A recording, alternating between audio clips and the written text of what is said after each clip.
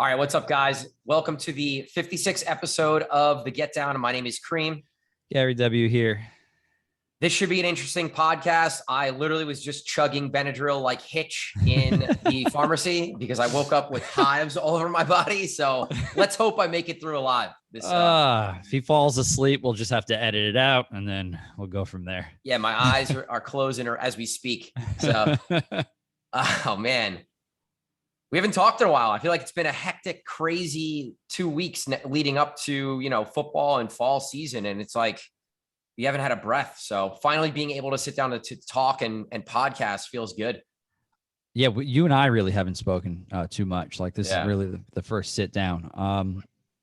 On Friday, I guess it was, I was out in LA and I was still keeping up with work and invoices and all this stuff on the back end and, messaging managers and owners and whatever it might've been.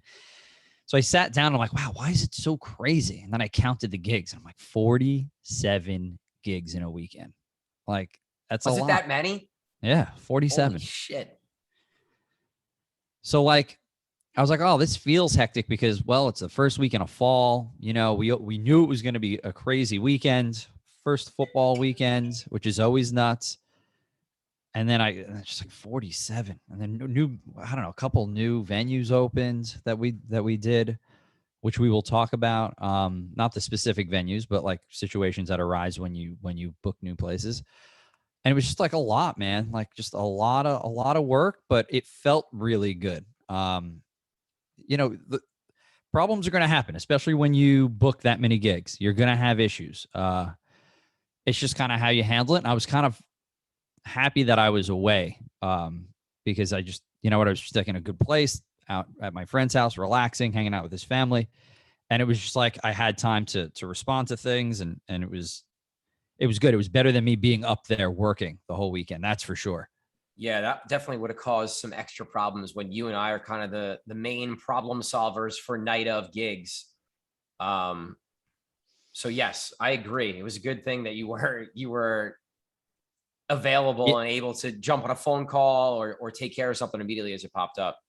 Right. I didn't even work. Like I said, I was away, so I wasn't even working my part-time gig. So I was like super available. So really it worked out nicely. But yeah, good problems to have. It was just like, I was like, oh, all right, we're back, Yeah. I think being up here, what stood out to me was being in town and just walking the streets of Hoboken and seeing how many people were out, like getting stopped every other block, which is a gift and a curse. But, and then, just seeing all the guys and girls out there, like working heavy and bouncing around and showing love and popping into one gig before they went to the next. So yeah, that was what stood out to me as far as the first week, and it was a super successful weekend. So yeah, the videos and the pictures that came out of the weekend, it looked like a lot of fun. I'm really looking forward to being up there this weekend and DJing week 2 of football. So yeah, so I mean, you hinted at it a little earlier, but the first thing we really want to talk about is, we just did open a few new venues, and we've grand opened a bunch of venues in the past, and I think as a younger DJ, there are a lot of things that you need to be thinking about differently for an opening weekend or a grand opening night. And even the first month or so of that venue, the things that you need to be doing and the things that are different from what you would do on a normal night, right? Depending on the venue, but most venues that I've ever opened, I think most venues that I go and play for the first time, even too, sometimes I find myself playing safer, right? What's going to work? What's going to appeal to everyone, including the owners and the management? Yeah. Right. That's how I approach my DJ set. Mentally, it's like, okay, let's be safe. Sure, we could throw in some of the little crazier records, but like, let's keep it predominantly safe. Right. But good. Right. You have to play with it and make it your own, but be safe with your song selection. From a management standpoint, you want to walk in and meet everybody. We say this all the time. You want to meet the manager first. That's your point man, right? You want to become friends with that manager in the first 5 minutes and then say, hey, are the owners here? Are the investors here? Who are they? You know, what do they want to hear? Let's appeal to them first, and then you could go down the line. Okay, like now go meet your bartenders and whatnot. So I think that's the two ways that I approach, you know, top of mind. That's what I think of when I'm doing a new venue. Yeah, I think you need to look at the manager almost as your partner in the night, right? Because you have to communicate with that person. Communication is going to be the number one thing, most important thing at a new venue and a new weekend, and saying, you know, like you said, introducing yourself, but saying, hey, you know, this is the first night or the first weekend for all of us, right? What should I really focus on? What should I avoid? Is there anything special that I need to know about? Are the owners going to be here? That's a huge one. And just like saying, hey, if I'm doing something wrong or you need me to change up or do something, just let me know and I got you. And I think if you do that before you start DJing, you've already set yourself apart from 90% of the DJs that are going to, you know, do work or in a space. And that allows the manager to feel okay when they come up to you and be like, hey, the owner just walked in, switch it to this and stay here for the next hour because it's going to be really important to do that. Or, you know, we just got a high roller come in. They got a table in the corner. It's XYZ celebrity. Like, let's play their song or let's make sure we cater to them. So that open line of communication with the manager is the most important thing when opening a new venue, I think. Yeah. And the other thing is, like, you have to, first of all, let's go back. The management doesn't want to come up and tell you how to do your job. Most of the time, they'll say something after the fact and like, oh, well, I didn't want to approach you while you were playing, you know? But it's important to let them know that, you know, I'll take the criticism because let's make this work tonight, you know? Yeah. So in a way that, you know, everybody's successful. So that's first and foremost. So you kind of have to put them at ease to give you that criticism, right? Right. And then secondly, your ego kind of has to be checked at the door because nobody really knows going in. Like, you have an idea of what you want the place, or they have an idea of what they want the place to be, right? But things kind of change like as the night goes on. So you have to be able to pivot and be on your toes and be malleable to the situation. So I don't know. There's a lot of different ways to go about it. And just because, like, if you play a couple records in a row that they don't want, like, and they come up and say something, you can't be salty about it. Just like move on. It's part of your job. Yeah. You know, the entire staff, from the owners down to the, you know, the busboy or the person that sweeps the floor, like whatever it is, every member of the staff is going to be feeling stress in some form or fashion, right? Stress because the kitchen is slow, stress because it's packed and wait times are really long, stress because the owners just walked in and they're freaking out.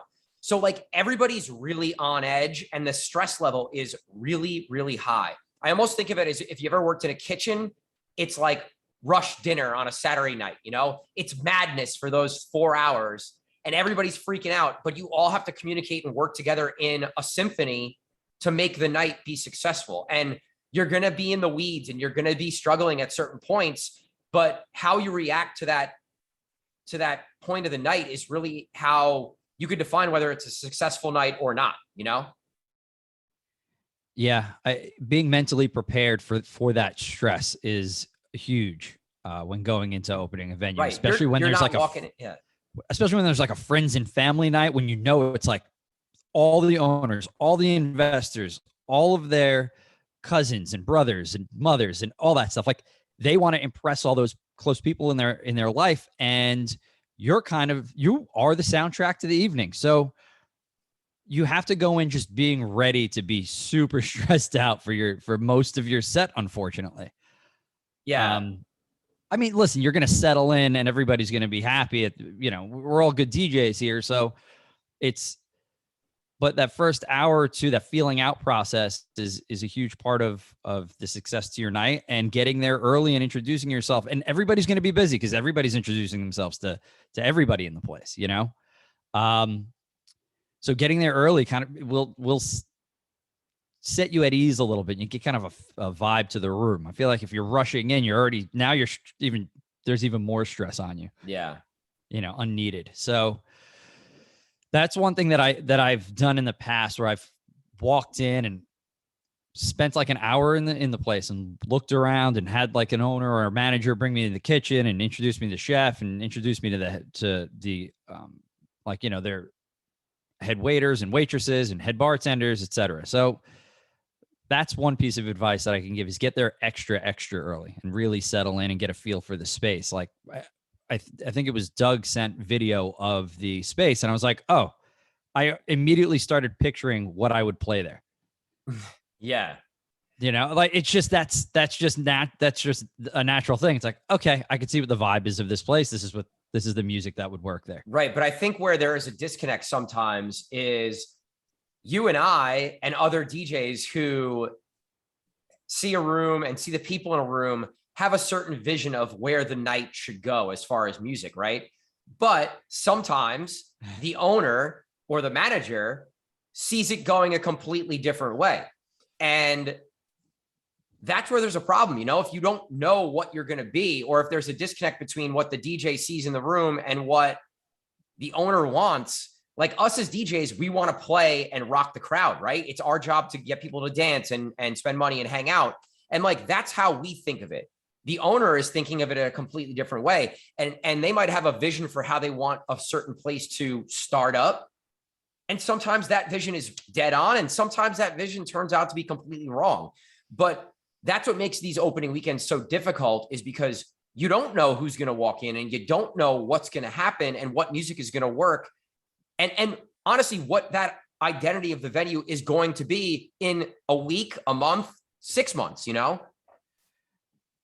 Identity crisis within a new venue is something that happens more often than not. Like, yeah, the management and the ownership has this vision, and then it's kind of squashed within weeks, like you said, and then you're reeling to figure out what you are. And then that's how places close rapidly. Yeah. It's amazing to me that some of these, like Cheesy reached out to me this week, and he was showing me a venue that sends their DJs like a list of like 150 songs. And I'm like,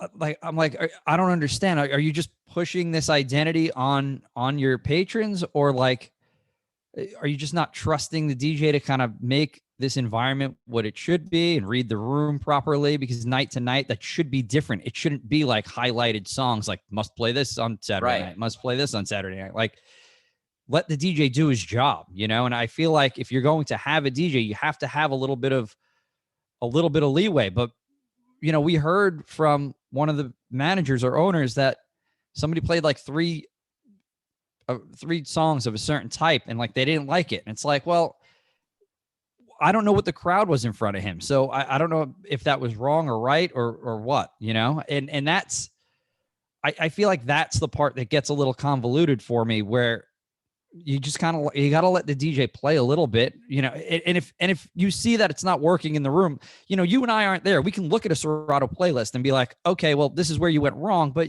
we also don't know who was in front of the DJ at that point. So I feel like this is where venues battle with that identity crisis, and you kind of have to have some trust in the people that you're hiring at the end of the day.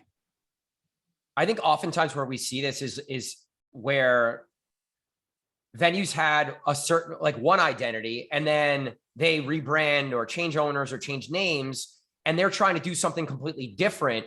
But, there's an old group of people who know that place for one thing, and the owners now want it to be something different. So you kind of have to, like, in the first couple of weeks, really hammer home what you're going to be moving forward, because you're trying to create that identity or change from what your identity used to be. But I completely agree with you. Like, I'm good at what I do.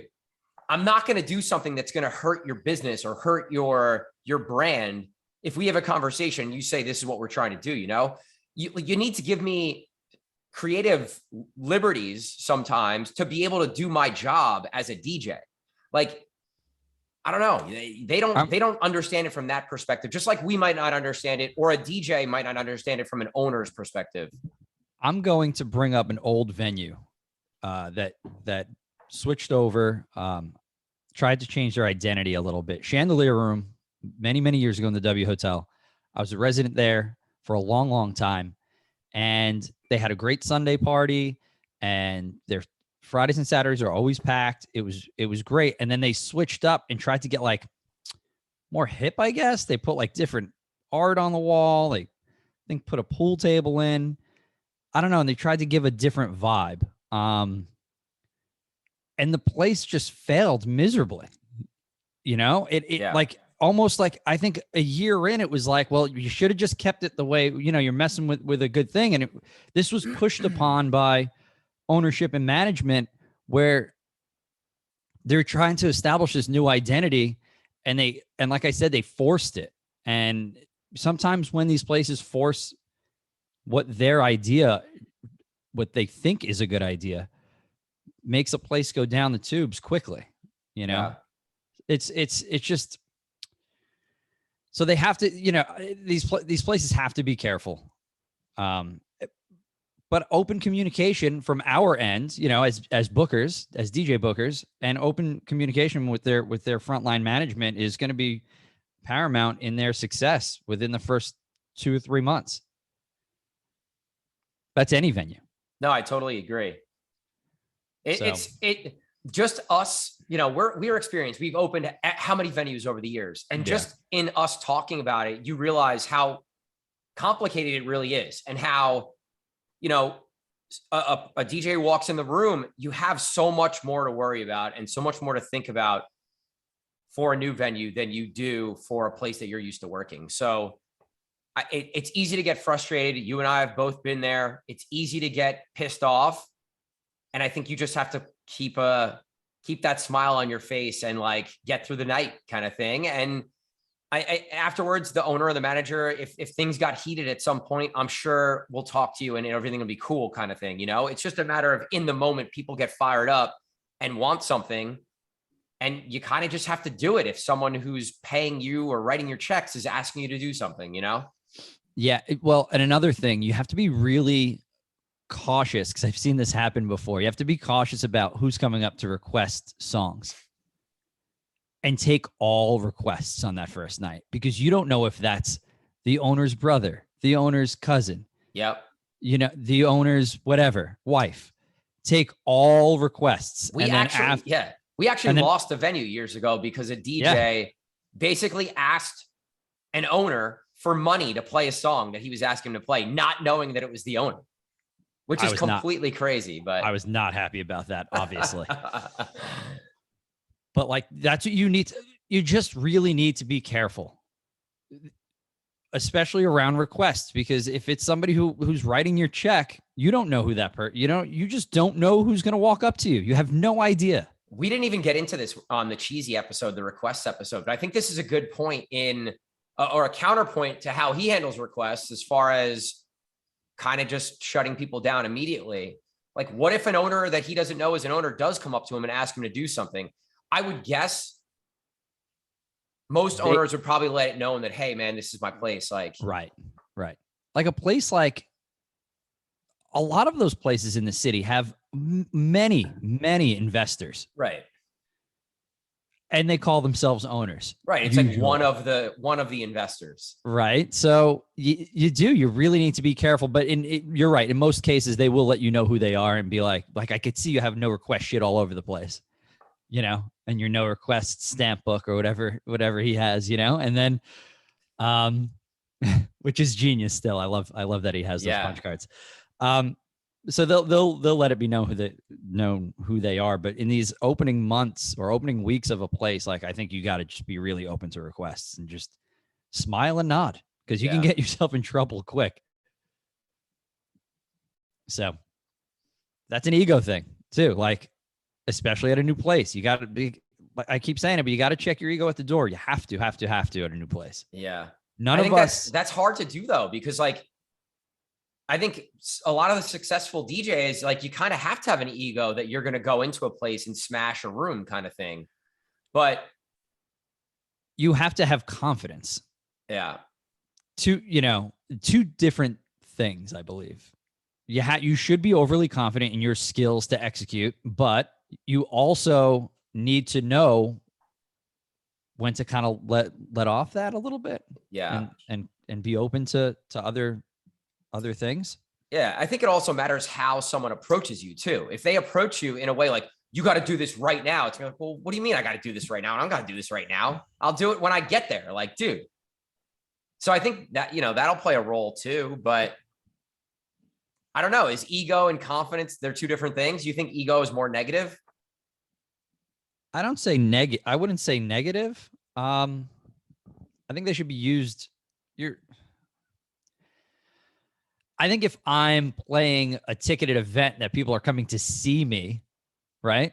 Yeah. That's where I can have some ego. If I'm playing at a venue that somebody hired me and I'm a local DJ, quote unquote, right? Well, then I need to be open to interpretation of what that person wants their place to be like. Yeah. Nobody's paying to come see me at, 626. There's no ticket that says Gary W. Right. You're just there performing and putting on a great show and helping the venue make money. Of course. And in turn, and then you're creating fans. Right. And then as I'm very good at that, then that owner will see that. They will book me more and they'll pay me more. But if I'm selling out Madison Square Garden, yeah, I'm going to walk around like, just don't fucking request a song. There's a set list here. What's funny though, is like even some of the big shows, on like artist riders, there will be a list of like, do not play songs for the openers, I've seen it before. So like, even at a higher level, you're still dealing with this stuff. It's just a different environment and a different level. There should be. If I'm headlining the event, I don't want somebody who's opening for me playing a track that maybe I was looking forward to playing all week or something, Right. Or like the classic, the openers playing the headliner's song kind of thing. Unbelievable. So actually a little off topic. Well, not really off topic. Somebody tweeted. So was it Solardo? No, somebody tweeted like something about their opening DJ and they could not have been happy. They're like, maybe it's time to get some new local talent or try somebody new. I was like, whoa, I forget who it was. It was a pretty big DJ.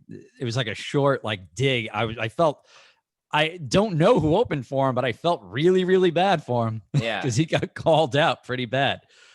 A couple of our guys had screenshotted it and I think put it in our group text. But that's hilarious.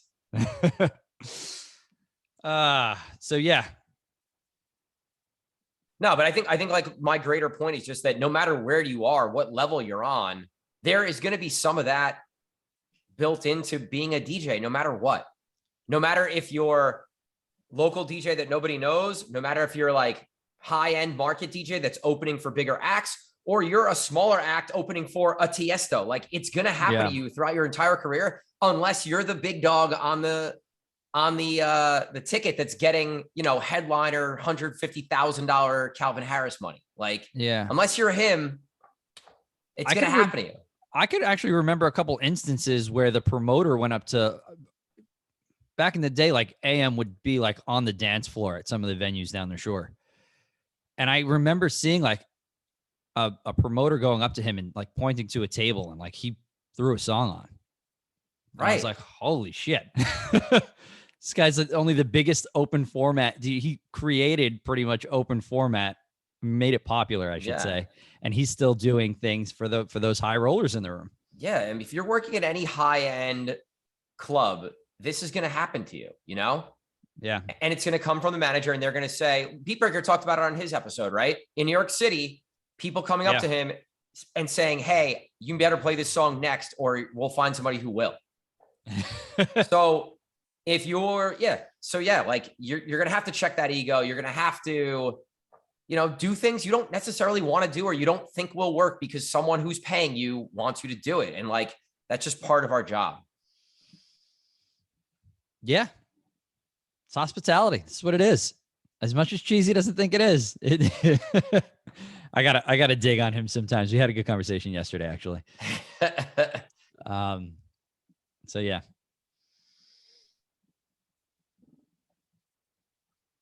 Where are we going from here? I'm going to pause because I don't really know what we're going to do.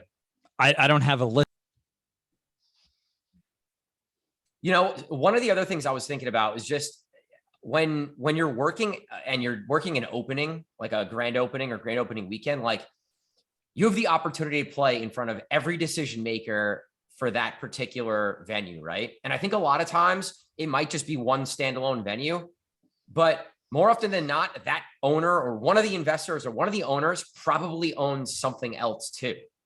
Like these groups that you don't know behind the scenes, they're a 10% investor, 5% investor, but like they have the pull and the ability to help you get into a whole other market or a whole other venue. And I think like that's something that kind of goes by the wayside and DJs don't really think about. They think more of the short term. We've never talked about this, but I've had friends that were small investors in many bars in the city. So they were like a 3% or a 4% owner of like 5 or 6 different places. And a lot of times those different places weren't the same restaurant group. So think about the amount of reach that some investors have. Right. It's not just that one place. It could like spiderweb into like 8 or 9 or 12 different places. So now if you do a bad job at this one place, because I've seen this happen before, you do a bad job on an opening night of this one place and word gets out. And now all these managers of all these different places know like, well, we're not going to hire this person or this group. They didn't do a great job. It would be probably more for groups, not so much a specific. You'd have to really bomb. Yeah, I agree. For your name to get out specifically as one individual DJ. But your name could quickly, as a group, get nixed off of everybody's, potential hire list. I think this is more a positive where if you do a good job, you can really help yourself, Right. And less so like if you do a bad job, you're blackballed. I don't think that's the case whatsoever. Unless you do something that's like ridiculously bad, or you unplug your computer and walk out on the first gig, or like something that's not just that's something that's just way worse than a normal thing that would happen during the night. Yeah.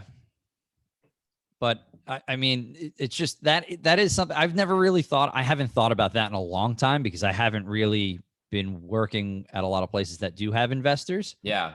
But then you think about it, if you are working in the New York City market, that's how these places, I mean, their overhead's crazy. So they have a lot of people that are involved on the money side.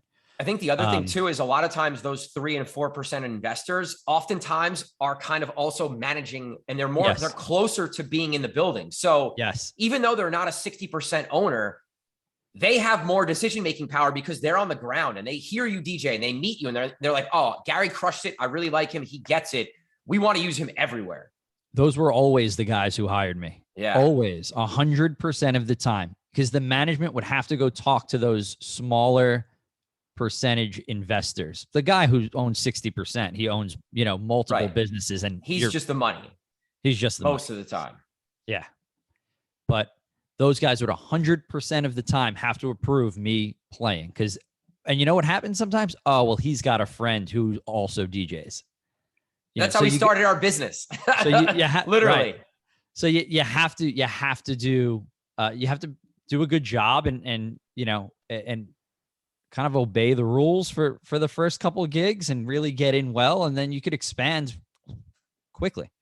Conflict talks about this a lot on his podcast. Whenever he tells his story of how he got going in the Miami market, it was exactly that. Like he got an opportunity, he made the most of his opportunity, and he was there every time they asked him to do something. And he started in the smallest room in the shittiest club that the group had, and then ended up playing the side room at the biggest club they had, and then started working the way to the main room. And like, that's how it goes. If you do a good job, it's a snowball effect, and you can really rise up very quickly if you meet the right people and you're in the right area that has a bunch of these, like restaurant owners or club owners as a group.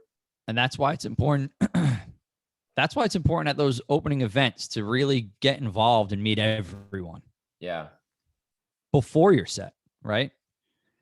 Because then if you kill it, then these people can go out and be like, okay, well, I think you did a great job. Let's get him at X, Y, and Z, the bigger place. But like, if you don't go and meet those people, and you could crush the set all day long, they're not going to come over and, ask your name most of the time. Yeah.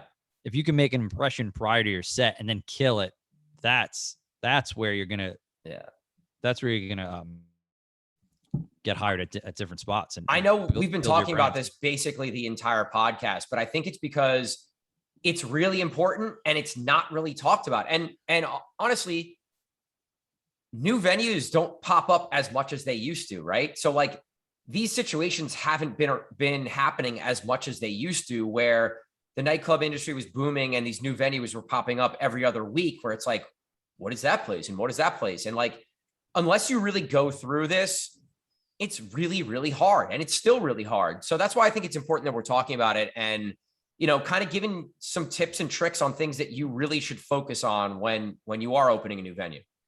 You're going to see a lot of places open, because a lot of places closed during the pandemic, and the nightlife industry right now is booming. It's bigger than it's been in many, many years. Pre-pandemic, we've talked about this many times, the nightlife industry was fading quickly. But at this point, there's a lot of money to be made. People are able to get business properties at a decent price, and you're going to see a lot of venues pop up. So take all of these tips and write them down somewhere, because I know if you're listening to this and you're a DJ, you're going to be presented with this situation at some point, probably in the next year. It's funny that there's a lot of signs that people are doing very well. No, I mean, first and foremost, because it's my job and your job to ask these owners how their businesses are doing, right? Yeah. So I got off the phone with an owner who we've worked with for a long time, and he was basically like, our numbers are back to like 2017 numbers. Yeah. Whereas it started petering out 2018, 2019. And then obviously the pandemic, and now it's like right back to, sort of a peak time for the nightlife world, or at least a time that was doing better than the last few years. So that there are multiple reasons for that, right? Yeah. A lot of places have shut down, so there's less places to go, sure. But then for the obvious reason of everybody's just, having the personal connection, not just sitting home on your computer, on your phone all day long. Right. And an influx of money and a bunch of different things. But the other thing that I think has been very interesting is that, like, we're asking for more money. And in most situations, it's not even people haven't blinked an eye. So if you've been working at a place pre-pandemic and through the pandemic and now after the pandemic, might not be a terrible idea to say, hey, what do you think about bumping me $75 or $100 or $50 or whatever it might be? Yeah, especially right now in the fall. In most markets, people are coming back from their vacation spots. We like we keep saying, week 1 of football, and this is the time to pounce, make your moves before the holidays. Yeah.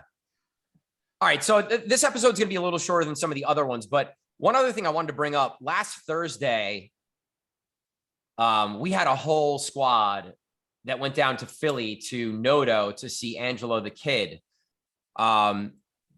He was booked to play with James Hype. James Hype couldn't get his visa, so he couldn't make it into the country.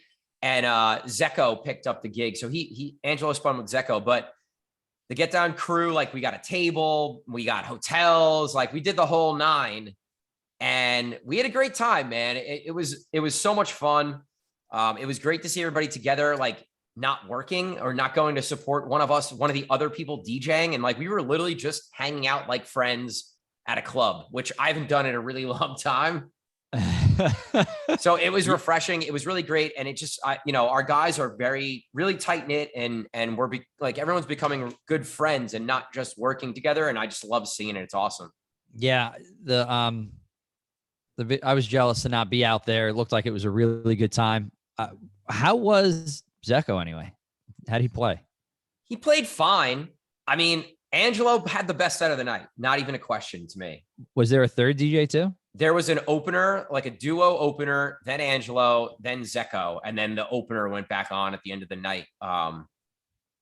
Angelo got lucky because it was a very young crowd. It was a Thursday. Colleges are back in the building. So like when Angelo went on, people were fucked up. What time was this at? 11:30 probably. That's like peak for so that age. He got sort of the peak. He got the main chunk of the peak hour set there because of the age demographic and because how fucked up they were. Okay. So that by the time Zeko went on, there was definitely still energy and he did a good job. Right. But I think like they were kind of dying out a little bit towards the end. Angelo worked him out. I mean, his sets are just this, there's so much energy. He can wear you out pretty quick. He didn't burn Zeko though. Like he didn't. He just did a really good job. He just did a really good job and he crushed it. And Zeko came on and it flattened a little. There was still energy, but it wasn't as much energy. Yeah. And we were walking around. So like, it wasn't just because we were in our VIP area with the Get Down crew. Yeah. You could just feel it. You know, you feel the energy like you're DJing, you know, when it's good and when it's slowing. Were there less people there because James Hype backed? Yeah, I think that's part of it too. It was a hard ticketed event. Everyone bought their tickets for James Hype. I'm sure people backed out or got refunds because of that. Yeah. It was funny. Angelo had like multiple shows he was also working with James Hype on Saturday. And that show obviously was a little lighter than I think it would have been as well. But, you know, we got to meet and chill with Martin Horger and he crushed his set and was super, super cool, dude. Nice.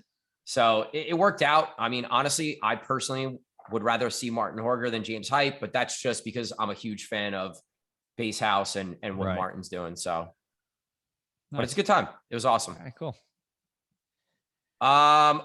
Some administrative stuff. What do we got going on? Yesterday, happy birthday, James Yeager. Big shout out to James. Also, happy birthday, Cheesy. We got Cheesy's birthday coming up next week. So when you guys listen to this, show those guys some love for their birthdays.